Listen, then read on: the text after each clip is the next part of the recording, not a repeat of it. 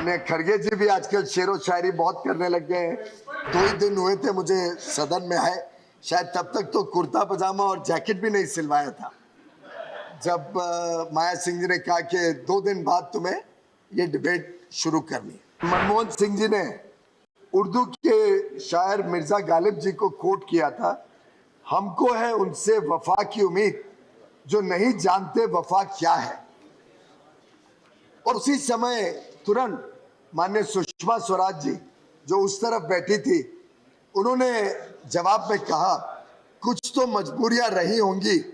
यूं ही कोई बेवफा नहीं होता। माननीय वेंकैया नायडू जी के तेलुगु में प्रोवर्ब्स देने की आदत थी, बीच बीच में वो याद करते थे। माननीय गुलाम नबी आज़ाद जी शेरो शायरी में काफ़ी माहिर थे, निकल पड़ते थे। कई बार माननीय खड़गे जी भी आजकल शेरो शायरी बहुत करने लग गए हैं। पर ये सदन की गरिमा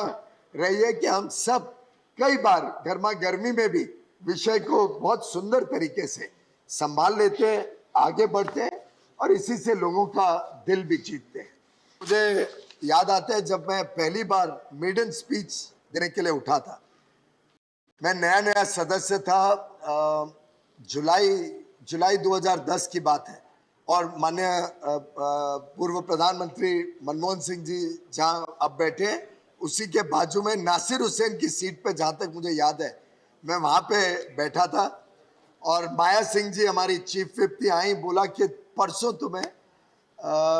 IRDA और सेबी का कुछ वाद विवाद चल रहा था। डॉक्टर मनमोहन सिंह प्रधानमंत्री थे और प्रणब दा वित्त मंत्री थे, तुम्हें उसकी डिबेट को शुरू करना है। और मैं एकदम हैरान हो गया, 2 ही दिन हुए थे मुझे सदन में आए, शायद तब तक तो कुर्ता पजामा और जैकेट भी नहीं सिलवाया था जब माया सिंह जी ने कहा कि 2 दिन बाद तुम्हें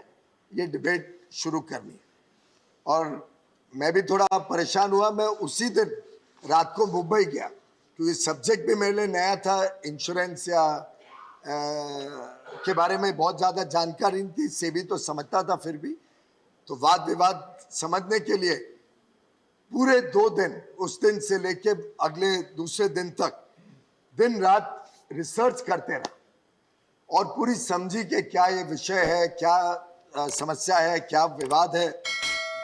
और इसके मुझे फायदा भी हुआ, उसमें मुझे कई चीजें मालूम पड़ी कि जो निजी इंश्योरेंस कंपनियों की पॉलिसीज होती हैं वो कैसे एक तरफा होती थी उस समय। मुझे विश्वास है अब तो बहुत बदलाव आ गया होगा, पर नई नई इंश्योरेंस कंपनीज आनी शुरू हुई थी और एक तरफा पॉलिसीज होती थी। तो उसका मुझे व्यक्तिगत लाभ तो ये हुआ कि मैंने कई मेरी पॉलिसीज कैंसिल कर दी जो निजी कंपनियों की ली हुई थी, जब ध्यान में आया कि कैसे वो हमारे खिलाफ, उपभोक्ता के खिलाफ जाती थी। और फिर मैंने मेडन स्पीच जो दी, उस समय मेडन स्पीच में समय का सीमा नहीं होती थी, तो काम लगभग 30-40 घंटे मेहनत करके पढ़ाई की थी, तो स्पीच भी लंबी चली, लगभग 40-42 मिनट तक मैंने अपनी बात रखी। पर उसका इतना समाधान मिला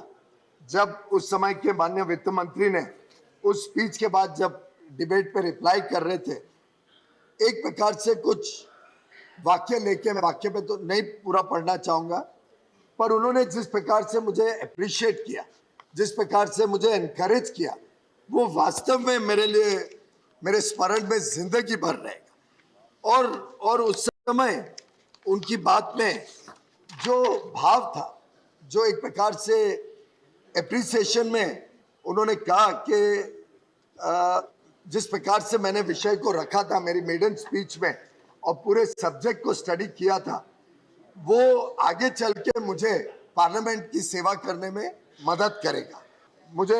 याद आता है डॉक्टर मनमोहन सिंह जी हैं सामने, एक बार एक कैश फॉर वोट्स का स्कैंडल हुआ था, उसके ऊपर बड़ा गंभीर चर्चा भी चल रही थी। तो माननीय मनमोहन सिंह जी ने उर्दू के शायर मिर्जा गालिब जी को कोट किया था, हमको है उनसे वफा की उम्मीद जो नहीं जानते वफा क्या है। और उसी समय तुरंत माननीय सुषमा स्वराज जी जो उस तरफ बैठी थी, उन्होंने जवाब में कहा, कुछ तो मजबूरियां रही होंगी, यूं ही कोई बेवफा नहीं होता। ये जो भावना थी दोनों तरफ, ये वास्तव में सदन की गरिमा बढ़ाती थी। और ये है जो छाप, मैं समझता हूं, जो यादें हम यहां से लेके जब नए सदन के नए प्रांगण में जाएंगे, नए वास्तु में जाएंगे, तब ये यादें लेके मैं समझता हूं हम सभी प्रयास करेंगे कि और अच्छी तरीके से हम आगे अपना अपना काम कर सकें।